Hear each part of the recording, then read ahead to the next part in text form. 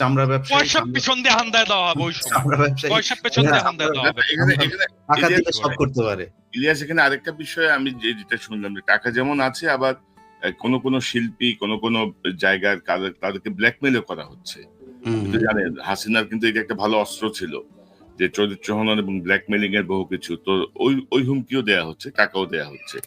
তো এই ন্যারেটিভসটা থেকে এটা নিয়ে আসলে মানে আরো কিছু কাজ করা দরকার। যে এই যে আমরা তো হাসিনাকে পছন্দ করি না, আমরা তার এইসব কনক ভাই একটা জিনিস বলি কনক ভাই, ধরেন 32 নম্বরের সামনে একটা মহিলা আসলো, এক হুজুর আসলো ফাজলামি করার জন্য, জাস্ট ফান করার জন্য। সে বলছে যে আমি 2টা খতম দিয়েছি। তার বউ বলে, জীবনে কোনোদিন কোরআন পড়া দেখছেন না? ভিডিওটা, বুরকাওয়ালা মহিলা, মানে ফান করার জন্য এসে, মানে এখানে ফান করা যায়। আপনি একটু চোখ বুঝা কল্পনা করেন তো ভাই, আওয়ামী লীগ ক্ষমতায় আছে, জামায়াতের শিবিরের বা বিএনপির একটা ছেলে সেখানে এই ওরা জিয়াউর রহমানের কবরের ওইখানে গিয়ে করেছে, সেখানে গিয়েছে। আপনি চিন্তা করেন তো যে তার অবস্থাটা কি হইতো, পাড়ায় মেরে ফেলতো ওইখানে। আপনি তারা নিয়ে ফান করেন, এটা ফান করার জিনিস না তো। সালাউদ্দিন কাদের চৌধুরীর কবরে যে কি করছে, ভেঙেছে তো, সেখানে কেউ যেতে পেরেছে নাকি সেই জায়গায়?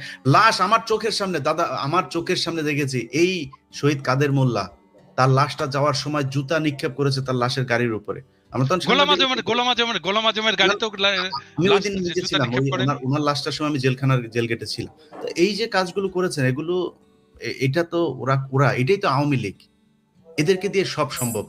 আমাদের দক্ষিণ পশ্চিমাঞ্চলে, আমার বাড়ি চুয়াডাঙ্গা, আমার ছোটবেলায় দেখেছি এমন কোনো দিন নাই 2-4টা লাশ আমরা দেখি নাই। আমার ছোট একদম 5-7 বছর বয়সের থেকে আমরা বন্দুক হাতে নেই, আবার বন্দুক নিয়ে আসতো, ছেলে পেলে সব সামনে যাইতো।